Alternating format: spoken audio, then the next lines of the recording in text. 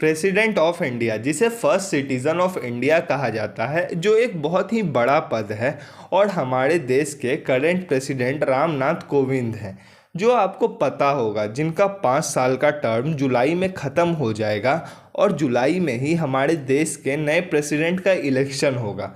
तो चलिए आज के इस वीडियो में हम इंडिया के प्रेसिडेंट के बारे में समझने की कोशिश करते हैं कि आखिर इंडिया के प्रेसिडेंट को इलेक्ट कौन करता है, या अगर एक इंसान को इंडिया का प्रेसिडेंट बनना है तो उसके लिए किन क्वालिफिकेशंस को फुलफ़िल करना होगा, और भी बहुत कुछ। तो जानने के लिए बने रहिए। जैसे अगर सबसे पहले हम बात करें कि कौन सा पर्सन इंडिया का प्रेसिडेंट बन सकता है, मतलब क्या क्वालिफिकेशंस होने चाहिए प्रेसिडेंट ऑफ इंडिया बनने के लिए, तो उसके लिए सबसे पहला क्वालिफिकेशन ये है कि आप इंडिया के सिटीज़न होने चाहिए, चाहे बाय बर्थ हो या फिर आपने इंडिया का सिटीज़नशिप लिया हो, और आपका एज 35 ईयर से ज़्यादा होना चाहिए।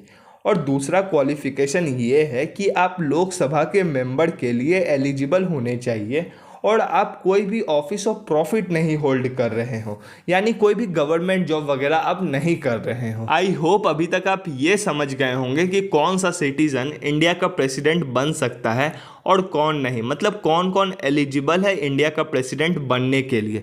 तो चलिए अब ये समझते हैं कि आखिर प्रेसिडेंट के इलेक्शन में वोट कौन करता है। जैसे लोकसभा और विधानसभा के इलेक्शन में आप और हम वोट करते हैं, लेकिन प्रेसिडेंट के इलेक्शन में लोकसभा और राज्यसभा के एमपीज़ और पूरे देश भर में जितने भी एमएलएज हैं वो वोट करते हैं। लेकिन आज के इस वीडियो में हम प्रेसिडेंट के इलेक्शन में वोटिंग कैसे होता है इसके बारे में बात नहीं करेंगे, क्योंकि इसका प्रोसेस थोड़ा लेंदी है, जिसके ऊपर एक सेपरेट वीडियो जरूर बनाऊंगा। हाँ, एक और इम्पॉर्टेंट बात, कोई भी इंसान जितना बार प्रेसिडेंट ऑफ इंडिया के पोस्ट के लिए इलेक्ट हो जाए वो उतना बार प्रेसिडेंट बन सकता है। ऐसा कोई कंडीशन नहीं है कि आप एक बार या 2 बार ही प्रेसिडेंट बन सकते हैं।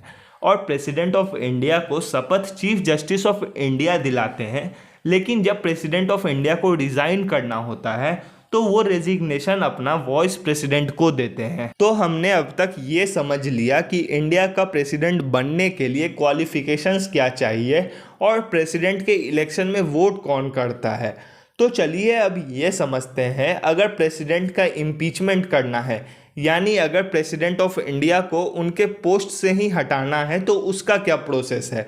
क्योंकि इंडिया के प्रेसिडेंट को बस एक रीज़न के वजह से हटाया जा सकता है, अगर उन्होंने वॉयलेशन ऑफ कॉन्स्टिट्यूशन किया है। जैसे प्रेसिडेंट ऑफ इंडिया को अगर हटाना है तो उसका काम दिया गया है राज्यसभा और लोकसभा को। जैसे अगर राज्यसभा के एमपीज चाहते हैं कि प्रेसिडेंट को इम्पीच करना है, तो उन्हें राज्यसभा में इस पिटीशन को इंट्रोड्यूस करने के लिए 1/4 यानी 25% राज्यसभा के मेंबर्स का साइन लेना होगा, तभी ये पिटीशन राज्यसभा में इंट्रोड्यूस होगा।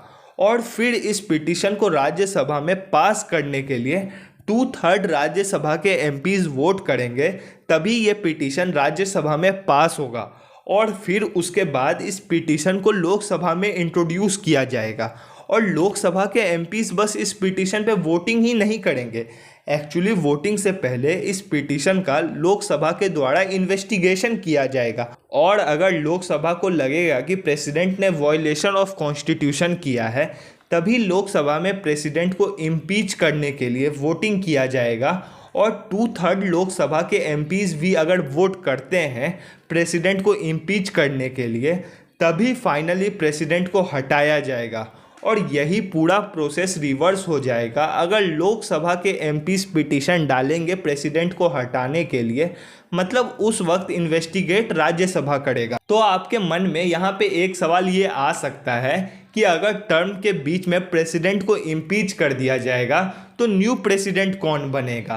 तो इस तरह के सिचुएशंस में, जैसे अगर प्रेसिडेंट को इम्पीच कर दिया जाए, या फिर प्रेसिडेंट खुद रिज़ाइन कर दें, या फिर प्रेसिडेंट का डेथ हो जाए, तो उन कंडीशंस में वॉइस प्रेसिडेंट को प्रेसिडेंट बना दिया जाता है और विदिन 6 मंथ न्यू प्रेसिडेंट के लिए इलेक्शन करवा लिए जाते हैं।